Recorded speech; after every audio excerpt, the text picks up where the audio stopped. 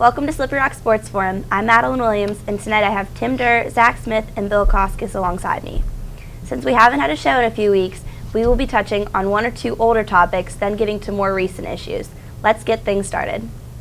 With the NCAA tournament underway, our first topic is looking back on the selection committee and your thoughts on how they selected the teams. Tim, why don't you start this one off?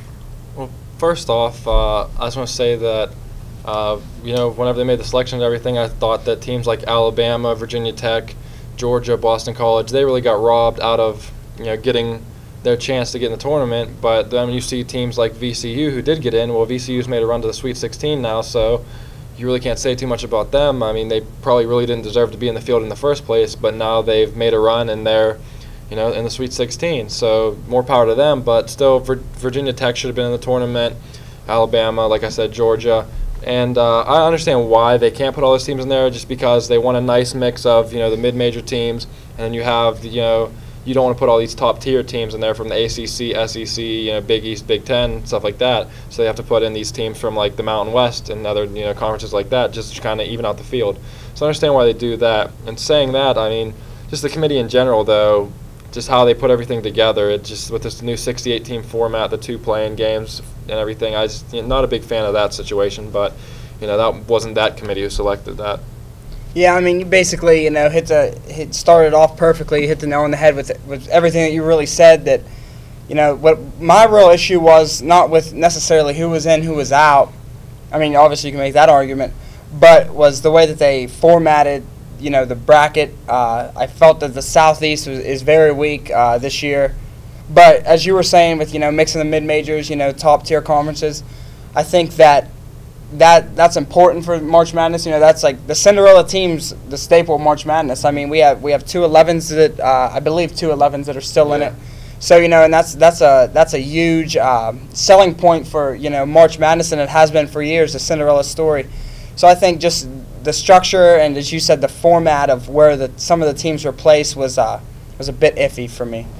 Well, around this time last year when they were considering expanding, before we had only 64 teams, the idea was so that they can correct how they screwed up every time by leaving those 3-4 teams out, so that they expanded by 4 teams. I mean, and they still didn't get it right. The VCU, despite them being in the Sweet 16, they still didn't deserve to be in the field in the first place. If you look at their resume, it didn't belong over a team like Virginia Tech, who beat Duke on national television at home in prime time. It just doesn't make sense. Yeah, I mean, it's not anything that you're going to be able to correct, because as you brought up, 64 teams. Okay, we bumped it to 68. Well, there's 73 teams. There's those teams that are outside looking in. They're like, it's going to be like that every exactly. time they change. So there's no point in doing that. And as you brought up earlier about off camera about the round, they should list those as playing games. I mean, that's not like a major thing, but like it's like the first round, the second round. Because in terms of bringing recruits in, we made it to the second round. If a kid isn't really educated on the tournament, the second round is. Before, you're a step away from making the 16. Yeah, so it's like 2 or 3 games. It's like the playing games. It's just the new system's kind of off. But I mean, as you said, I mean, you're really not going to be able to fix it. No, I think the only thing is if they go to like a 96-team bracket, but then then you have about 10 teams who don't deserve to be in there. You have these teams who are shaky and they're getting in, and it becomes a mess after that. Yeah. I think that one thing they should do though would be to maybe change the way they select it. With a lot of these people winning conference tournaments, I know me and Bill have talked before, they don't look at that, but the winner of the conference tournament automatically makes it into the field. So if they don't look at that, why does the winner of the tournament automatically get into the field? It shouldn't happen. You shouldn't have a team that is barely above 500 make a run in the conference tournament, win it. They get to go play in here, and then a team like Virginia Tech gets left out because Texas San Antonio won the Southwest Atlantic Conference or whatever they're in. Yeah, but with that, you bring up a great point, is that, all right, okay, Ohio State didn't win the Big East. Wait, did they? Big Ten. Big Ten. Did they win the Big Ten? Yeah, they ended up being Penn State. All right, well, anyway, I guess we're out of time. Yeah. But anyway, the point I was trying to make was that a team like Ohio State, say they don't win the Big Ten, and Penn State goes on and wins that. You have Ohio State that's already in because they're the #1 in the country. Plus Penn State, you're booting a team like Virginia Tech out. That's a glitch in the system. Okay, let's keep things moving right along with our next topic, SRU men's basketball. The Rock made it to the Division II NCAA tournament for the first time in 20 years. Zach, how about you talk about how big of an accomplishment this is? First of all, no disrespect to you guys, but I didn't see it coming.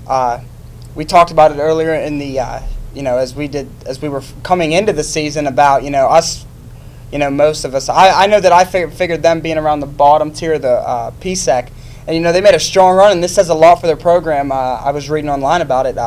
Kevin Reynolds said that, this is great for the program, being that they, will be able to bring in more kids. Due to we just made the NCAA tournament, so with that, I mean that's great for them, and they exceeded expectations. But now we're going to see, with success comes more expectations. So it's just going to be a matter of them, being able to maintain that in the coming years. Well, yeah, and along with that, them making it into the tournament, they stayed competitive for about the first half against the best team in Division II, West Liberty, who was 30-0 at the time, were beating teams by like 10, 15 points a game, and SRU was leading in the first half, I think 14-10 for a while, and they were able to stay competitive, and then West Liberty's got on a run and then started pulling away, and they really couldn't come back, but they're competitive. They showed they can compete with these top teams. If they would have got a different draw, they probably could have won a couple rounds into the tournament. So it's one of those things where they really had a solid squad this year, a lot of seniors on that team. So next year they're going to have to try to bring in new talent, and like we talked about last topic, and like you said, with making the NCAA tournament, like these kids say, and NCAA programs can say, well, we made it to the second round, third round. Well, they can say, well, we made it to the NCAA championship, first time in 20 years. Our program's getting back on track to where it should be, and that'll definitely interest more recruits when they're up toss up between Clarion and Slippery Rock. They go, well, Clarion didn't make the tournament, Slippery Rock did, so I'm going to go here. Things like that happen. Well, not only did it just get into the tournament, which was big, they made it to the final game of the PSEC tournament. They lost IUP for the third time, but still, they've come a long way from where they were 15, 20 years ago. I mean, just 3 or 4 years ago, before Kevin Reynolds got it, even he said they were one of the worst programs in all of Division II, if not all of college basketball. So just getting that far, they got a bad draw. I mean, they had, I think West Liberty's coming in, that was the #1 team in the country. They don't run a set. They just come down the floor and shoot, which is a bad mismatch for a team like Slippery Rock, whose strength is defensive rebounding, depending on the situation. But people are going to look at that and say, hey, their program's up and coming. They've got a good coaching staff. They're already good recruiters. They bring a lot of JUCO transfers in every year, so they're in good shape. Yeah, I think for next year they're still going to be able to be competitive. I don't know if they're going to make a run like this, but they really went above and beyond. I think most people predicted. Whenever I saw that they made PSAC, they were in the PSAC playoffs. They got in there. They kind of snuck in there, winning some key games late, beating Mercyhurst. They got in there. They make a run through that, go to the championship game, and then they end up in the NCAA Division II tournament and play a decent half of basketball, and then kind of fall apart there toward the end. But still, you can say you went up there, and the team who's probably the best team in Division II, you stayed competitive with them for a while. Now this was great experience for not only the program being able to reach that, but the coaching staff too. Now they know what it's going to take to not only be competitive, obviously in the PSEC. They have a general idea, but in terms of advancing, moving along within the national tournament in Division II playoff basketball. But throughout their whole playoffs, a new star was probably born, and now they have something they haven't had in at least a couple of years, which is a full-time point man for at least 2, 3, 4 years, Auburn Reeves. So he got the starting nod in at least half of the games down the stretch for him. Yeah, so they definitely have, they got 6, 7 seniors who are going to be leaving, but they're bringing in young guys. You just bring in recruits, and that's really all you can do, to keep building on what you got. You got these young guys who stepped into roles. They got to see some playoff experience, and so now you're going to bring in more people and hopefully be successful in the future. Okay, we'll take a quick look at the scores. Right now there is a 3-way tie. You all have 5 points. Okay, Bill, you can lead off this next topic. SRU men's baseball went through a slump and fell below 500, but came back this weekend to win 3 of 4 games against Cal U, who was actually picked to win the PSAC. What have the boys shown for you so far this season? If I could put it all into one word to describe their season so far, it's just inconsistent. I mean, it seems like the last 2 or 3 years it's been the same. They're picked to finish among the elite in the PSAC, and then they start off great. You get teased, and then they fall right back to 500 within the next week and a half, and now they're on a good stretch now, beating Cal. But it's just like watching the Pirates. You get teased, and we think, oh, this is the year, and then in June they go lose 19 and 20. I mean, obviously it's not the same number of games, but I look at it, it's the same thing. Yeah, they definitely, they started off the season 4-0. I think they were ranked nationally.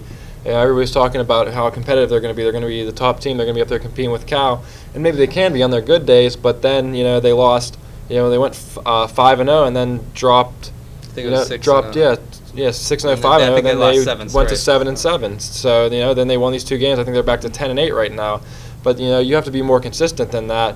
Okay, you come out, you beat these big teams, but what happened through that stretch when they lost, 7 out of 10 or whatever it was? You have to be able to be stronger than that and be more consistent, and Bill summed it up perfectly with that word. Yeah, exactly, consistency. And that's baseball, and as you said, at any level, being able to maintain, stay above, the norm, because baseball, you're going to have your highs and lows. That's a given, seasons, you're playing, these kids are playing doubleheaders and everything like that. But, with them starting out 6-0, you figure they'd ride that wave out a little bit longer, but, they tailed off. But I really think that they're going to be, Matt Howard, if he can step up and continue to play, he's putting up solid numbers. I believe he's batting around 600 right now, something like that. A very high percentage, if he can, keep bringing the boys home, scoring some runs, it's all you got to do is keep scoring. I mean, as they say, it's not a sprint, it's a marathon. Yeah, you started out 6-0, and you're on a good run again. You've improved on your last couple of weeks, but you got to capitalize on advantages like that. If you're on 6-0, you got to put the pedal to the metal, go for the juggler, or however you want to phrase it. The thing is, they've got the upperclassmen experience. Matt Howard, who's tearing up. They've got guys like Adam Jury in the core of that lineup. I mean, it's there. It just needs to come together. Yeah, it is all there, like you guys said, and that's what being 10-8 after 18 games is very disappointing after the start they had. They should be 14-4, something along the lines of that, where they dropped a couple games here and there, but overall they're very solid and in good position, and that would really change the landscape of what they have going on the season. Because now, if they get on a 3-4 game losing streak, they could pretty much be out of it. They start losing a couple games and struggling here, and how win 1, lose 4, win another one, lose 3 or 4. The next thing you know, they're out of contention for any type of a chance. But if they got up by 10 games over 500 and they started slumping a little bit, they'd be all right. But whenever they have something like this happen, it's going to be hard for them to get things going back on track and try to just get steady, because you can't have ups and downs like they have. Yeah, I think a lot of that, as I mentioned earlier, the doubleheaders, you want to try to win those, 2-0 every time out. Split 1-1, as you said, they slip, because in baseball, you're gonna have days that your pitchers aren't hitting their spots, that the batter, just not putting the bat on the ball, and that's okay, it's understandable. I mean, it's a lot different than football. The likelihood of going undefeated in a baseball season, especially in college, with the doubleheaders and everything, is highly unlikely. So, as you were saying, if they got themselves some breathing room as they had, you can't afford to fall, sub 500. Just like you said, stuff like that's going to happen in baseball. Not everyone and everything's going to be firing at all cylinders every game of the year. How you're defined is who steps up in the most inopportune times. Yeah, unless you have a program that is just top of the line, you have top athletes across the board. You're not going to run a wave of 10 games in a row, lose 1, and then win another 7 or something like that. You're not going to have a streak like that, but you got to be able to win the close games, and that's not what they've done this year. All right, Tim, you're in the lead. You have 8. Bill and Zach, you both have 7. We'll be right back after this quick commercial break.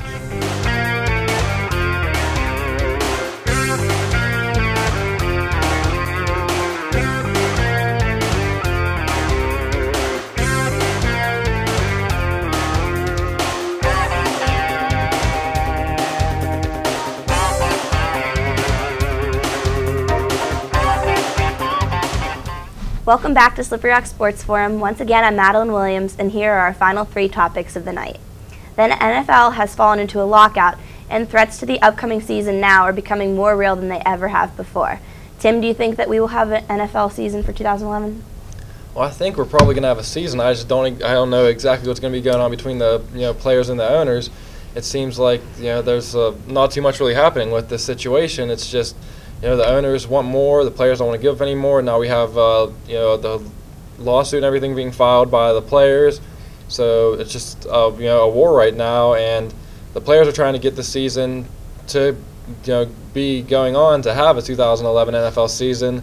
I think the owners just want to find a way to get their money. I believe it's going to come to the point where they have a season. Just there's too much money involved with missing out for an entire season with TV contracts, merchandise, etc. When you have a season, when you have all these games, that brings in so much revenue for the stadiums, the owners, and the teams and everything. It's just doesn't make any sense to not have a season.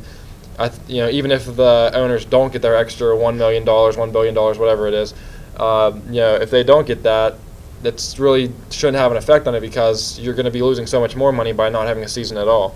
Well, as you know, some of the players were saying, they know what's best for them. The owners, think that they, have an idea, but let's get real here. There's going to be some give and take, and that's with anything in life, whether it be football, your everyday, everyday life basically is what I'm trying to say.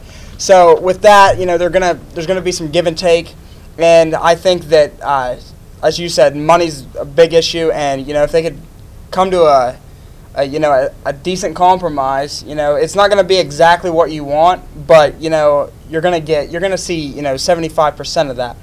Now, a point that I would like to bring up, actually 2 points real quick, about football. If the lockout should happen, do you think that football will kind of turn to a baseball, as that the strike affected baseball so much that numbers have since declined, amongst other things. And a rather funny point, Kevin Burnett slammed Goodell publicly. I thought that was funny, that everyone's starting to realize that Goodell doesn't have the players' best interest in mind whenever it comes to things like these. Oh, it's not just $1 billion they're fighting over between the owners and players. It's a difference of 9. The genius of it is that when the owners worked out their TV deals back in 2005 before the old CBA, they were ready for something, I guess. Well, I think they knew they were going to opt out this time around because they gave the players too sweet of a deal in their opinion back in 2005, 06. They stemmed to make $4 billion from the TV networks without football. So we're going to see this injunction. The Players Association as well. They're not the association anymore. They decertified. So just players, they're going to sue the league to try to prevent the lockout. Then you might see what's the word I'm looking for? The TV networks might go after the league. So that might be in higher courts. I see this going into September. There's a chance. There's probably a good chance we will have football, but we're not going to be in training camp by mid to late July. Yeah, I think definitely it's going to be. It's not going to be what we expected it to be. We're going to have whatever it is. I think the season's going to be very sloppy if there is one. There's going to be a lot of things happening. I know a lot of people are telling rookies not to enter in the draft this year, to back out if they can, and just there's a lot of people who are just being greedy, and that's what it comes down to. Is everybody's greedy, everybody wants their piece, and I know the talks that were during the CBA discussion, everything was that the players just wanted to see more of the owners' books and stuff, why they wanted this extra money, and the owners wouldn't give everything up. So I feel like just with what's going on here is that they're not, everybody should be more open. If everybody's more open and more, more friendly with each other of talking about, okay, this is what we have, this is why we feel we want this, it would be easier for people to say, oh, okay, well, I don't mind giving up $1 billion because you proved to me that you need it. So that's what it comes down to. Okay, Zach, you're in the lead. You had a good round. You had 11. Tim, you have 10, and Bill, you have 9. Let's keep things moving right along. Our final 2 topics mix together and talk about the NCAA tournament again. For the first 4 minutes, we'll discuss what you guys have been impressed by, shocked by, upset by in the first rounds of the tournament. And then in the final 4 minutes, you guys can discuss what you think is going to happen throughout the rest of the tournament. You can make your final 4, and you can pick your champion, of course. Bill, you can start this one off. We'll go with disappointing and shocking first. Yeah. Obviously, Pitt in the Big East. I'll combine that into one. Pitt and Jamie Dixon, it's unbelievable. Yet again, they fail, and I think they're the only one seed not to make it out of the second round in the last 7 years. Just horrid, just dumb decisions down the stretch in that game against Butler. You were given a gift with the foul on Gilbert Brown. He hit the one. Worst case scenario, he misses it, you're in overtime. Get your guys out of the lane, play defense. Even if that, you're 90 feet away from the basket, there's no reason to foul. Am I surprised? No, because they've been playing like that for the last month. But other than that, the Big East, they get 11 teams in. We've got 3 left. It's in part because the NCAA committee set it up so some of them would face in the second round. But that's part of the reason. But Notre Dame going down last night, you got to think, is the Big East so grueling now that they beat the snot out of each other so much and so often in the regular season, these teams worn down by the time we get to March? That is what it is when it comes to the Big East. There's so many teams playing each other, and they're all, they're all at the same level. It doesn't matter if you say the Big East is the best conference, this conference, all the teams are at about the same level. A good majority of them are all at the same skill set. So when you're playing somebody equally as good as you almost every single night, once you get into conference play, it's going to wear you out. You don't have that break of 2 or 3 games where you can beat up on some bottom-dwelling team. You're playing a top team every night. You're playing the UConn, Marquette, Syracuse. Just I can go on and on with all the teams, Louisville. And there's all these solid teams playing each other, so it's no wonder that they're all tired and all beat up, and especially after you go through 6 games of your conference tournament, like UConn had to do. You have to run through the entire conference tournament. They're still in it, just because of a solid play by Kemba Walker. He's been stringing them along, but I don't know how much longer they're going to last. So it just comes down to that. But the things that I'm most impressed and most shocked by was VCU winning, and then just the Southeast bracket with some of the upsets that we've seen so far. They're just really interesting. Morehead State upsetting Louisville in the first round. Richmond winning, that was more expected. But then, VCU coming out of nowhere, they shouldn't even be in the tournament. Like we talked about in the first topic of the night, they come in, they run through, and they end up winning, getting to the Sweet 16, blowing Purdue away by like 18 points. So when you bring all that into account, there's just been a really crazy year, but the teams that you expected are still there. You still have Ohio State, Kansas, Duke, teams everybody's really picked. UNC's still there, Kentucky's still in it. So some of the top teams that we expected to be there are still there. And another thing I'm interested by is how that BYU still hung in there. I thought without Brandon Davies they would have fallen off already, but Jimmer Fredette has really stepped it up to pull them through. Well, what I was really shocked by is, as you said, the Morehead State upset. I mean, honestly, that broke my bracket down. Like, I took Louisville the whole way.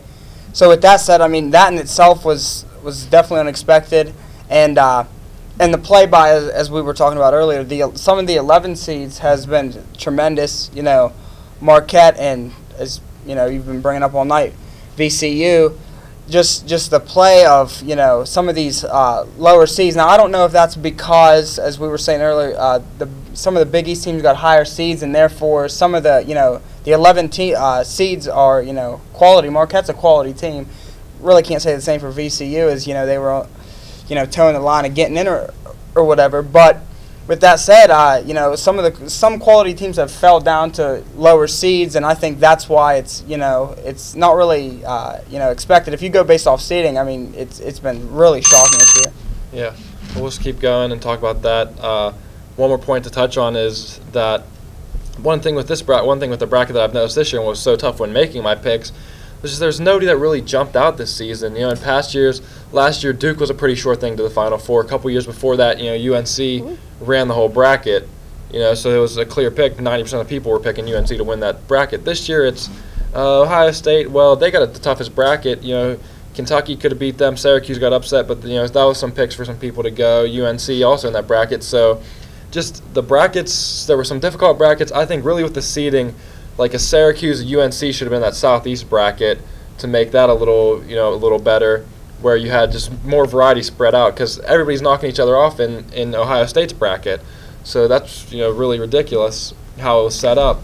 So you're gonna have one Final Four team who's really not a contender at all, like a Florida or Butler or Wisconsin. But now to my picks, going with the top bracket for the Final Four, I'm going to go with UNC. You know, they're my team, and I just feel like we're playing good enough right now. We pulled one off against Washington. Our defense hasn't been as good as it should be, but I feel like we're going to be able to beat Marquette and get on to the next round, face Kentucky or Ohio State. It's going to be a tough matchup either way, but I think we're on a good enough roll right now that we'll be able to get there. From the other bracket, I'm going to go with San Diego State. A little bit of a sleeper. I can't pick Duke. I just can't do it. I got great television. Yeah, I got Kansas getting the Final Four, and then the Southeast bracket. I really don't care. I really don't care. I'd like to see BYU come out there. I think Jimmer Fredette would be a nice story. I love watching him play. So him putting up 35 points a night, something I don't mind watching. So then I go final 2 games, Kansas, UNC. I got Kansas beating my team and winning it all. So no UConn in the Final Four. No. Wow. Go ahead, Bill. We haven't talked in a while. As Tim was saying, I see it as a type of year where, back on our last 4-minute segment, the type of year where everyone said some upsets would happen, jump on these teams like a Belmont or Utah State. I bit the bait. But none of it happened. And it just leads me to the assumption that if you have a good percentage of your wins, your picks right, you're an idiot. That's all it boils down to, because there's no logical reason for people to pick some of these teams. And it's just luck and guessing. But as for my picks, I really like Ohio State to come out of the East, but they're going down to Duke. They don't have the sexy, flashy stars like the other teams, but good God, do they know how to play basketball. They execute well. They're probably the best executing team in the country. And they got Kyrie Irving back. Yeah, and they can Kyrie Irving's back. Nolan Smith can turn it on like a light switch anytime he wants. They're just good. Pitt's bracket, Southeast, I had Pitt winning. I don't really care who wins that anymore. It's like Tim said. But I think Florida's now the favorite. They're going to have an easy trip to New Orleans in the regionals. It's going to be a home court advantage for them. And Kansas, I like it in the Final Four, but I don't think Kansas is deep enough or good enough to beat Duke or Ohio State if they end up facing them. Well, for me, I'll take Marquette. I believe UConn is in lower. Marquette, UConn. As we all agreed, the Southeast is seriously. we don't care. It's really a joke. Just pick Wisconsin. I'll take Florida out of there, and then Kansas, and then I have Kemba leading the Huskies, and then he goes to the draft and falls into the second round. But no, that's my pick. I'm going to take UConn to win it all.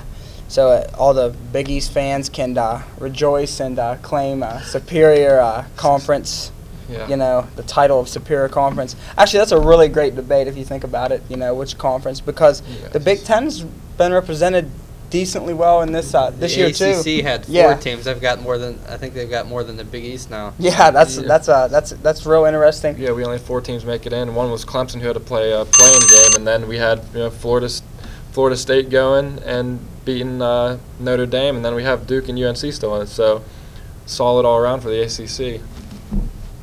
All right, Zach, you're the winner tonight, coming back strong from a vacation. Yes, I was away. As they said, I was away on some intramural basketball business, but I'm back. It feels great. It was great. We played well.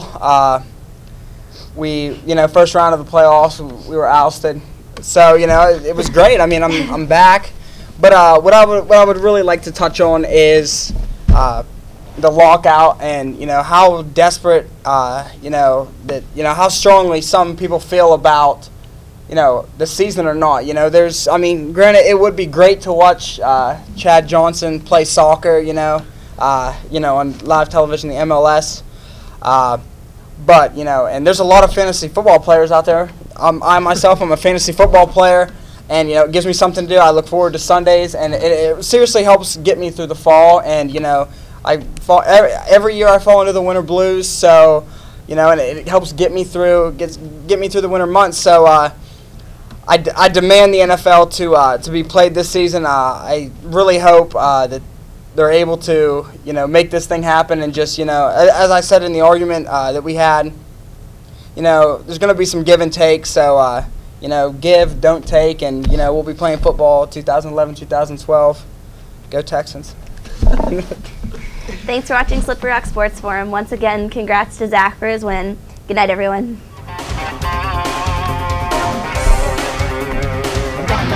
you have to bring up Matt?